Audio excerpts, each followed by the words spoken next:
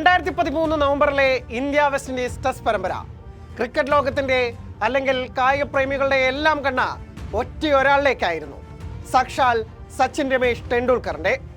Cricket ദൈവം കളമൊഴിയുന്നെന്ന പേരിൽ ശ്രദ്ധേയമായ 2 ടെസ്റ്റുകൾ അടങ്ങിയ പരമ്പര ഇന്ത്യൻ ക്രിക്കറ്റിലെ മറ്റൊരു ഇതിഹാസത്തിന്റെ വെള്ളക്കുപ്പായത്തിലെ അരങ്ങേറ്റത്തിൻ്റെത് കൂടിയായിരുന്നു.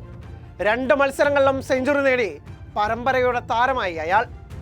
ആരവങ്ങളും ആഘോഷങ്ങളുമില്ലാതെ അരങ്ങേറിയ അയാൾ ഒരു പതിറ്റാണ്ടിലധികം നീണ്ട ഐതിഹാസിക കരിയറിനൊടുവിൽ നിശബ്ദനായി പടിയിറങ്ങിയിരിക്കുന്നു.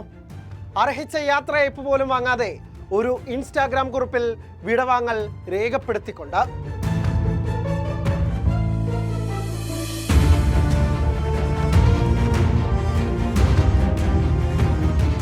അറുപത്തിയേഴ് ടെസ്റ്റുകളിൽ നിന്ന് 12 സെഞ്ചുറിയും 18 അർദ്ധ സെഞ്ചുറിയും ഉൾപ്പെടെ 4301 റൺസാണ് രോഹിത്തിന്റെ സമ്പാദ്യം.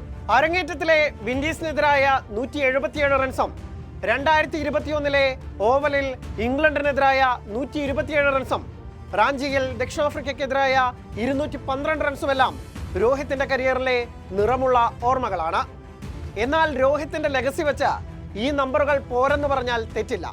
കാരണം ബോൾ പിക്ക് ചെയ്യാനും ഷോട്ടുകൾ തിരഞ്ഞെടുക്കാനും എക്സ്ട്രാ സെക്കൻഡ് വരദാനമായി കിട്ടിയ രോഹിത് തന്റെ പൊട്ടൻഷ്യൽ പൂർണ്ണമായും വിനിയോഗിച്ചിട്ടില്ലെന്നത് സത്യമാണ്. തന്റെ ബാറ്റിംഗ് ശൈലിക്ക് ഏറെ അനുയോജ്യമായ വിദേശ പിച്ചുകളിൽ പ്രത്യേകിച്ച് ഒരു ഇംഗ്ലണ്ട് പര്യടനം ഒഴിച്ച രോഹിത്തിന്റെ വിദേശ ഇന്നിംഗ്സുകൾ ഓർത്തെടുക്കാൻ പാടാണ്. ക്യാപ്റ്റൻ എന്ന നിലയിൽ രോഹിത്തിന്റെ കരിയറിനെ 2ആയി പകുത്താം. 2022 മാർച്ച് മുതൽ 2024 ഒക്ടോബർ വരെയും അവിടെ നിന്ന് 2024 ഡിസംബറിലെ ബോക്സിംഗ് ടെസ്റ്റ് വരെയും.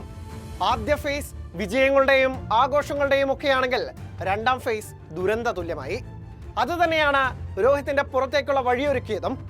2022 രോഹിത്തിന് കീഴിൽ ശ്രീലങ്കയ്ക്കെതിരായ പരമ്പര തൂത്തുവാരിയ ഇന്ത്യ ബോർഡർ ഗവാസ്കർ ട്രോഫി നേടിയതിനൊപ്പം 2023 ലോക ടെസ്റ്റ് ചാമ്പ്യൻഷിപ്പിന്റെ ഫൈനലിലേക്ക് മുന്നേറി. മറ്റൊരു WTC ഫൈനലിലേക്ക് ഇന്ത്യ അടുക്കുന്നതിനിടെയാണ് കാര്യങ്ങളെല്ലാം തകിടം മറിഞ്ഞത്. സ്വന്തം നാട്ടിൽ ന്യൂസിലൻഡിനെതിരായ പരമ്പരയിൽ സമ്പൂർണ്ണ തോൽവി. പിന്നാലെ ബോർഡർ ഗവാസ്കർ ട്രോഫി കൈവിട്ട ഫൈനലിന് യോഗ്യത നേടാനായില്ല. രോഹിത്തിന്റെ മോശം ഫോമും തോൽവിക്ക് പ്രധാന കാരണങ്ങളിലൊന്നായിരുന്നു.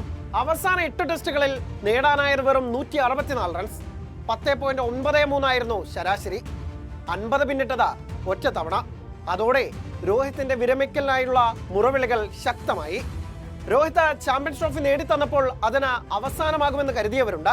എന്നാൽ വൈറ്റ് ബോളിലെ പ്രകടനം ടെസ്റ്റിൽ പരിഗണിക്കേണ്ടതില്ലെന്നും ലോക ടെസ്റ്റ് ചാമ്പ്യൻഷിപ്പിന്റെ പുതിയ പതിപ്പിനെ ലക്ഷ്യമിട്ട തലമുറ മാറ്റം അനിവാര്യമെന്നും സെലക്ടേഴ്സ് തീരുമാനമെടുത്തതോടെ പുറത്താക്കുകയെന്ന നാണക്കേട് ഒഴിവാക്കാൻ കൂടിയാകണം രോഹിത് സ്ഥാനമൊഴിഞ്ഞത്. ഇനി ഏകദിന ക്രിക്കറ്റിൽ മാത്രം രോഹിത്തിനെ കാണാം.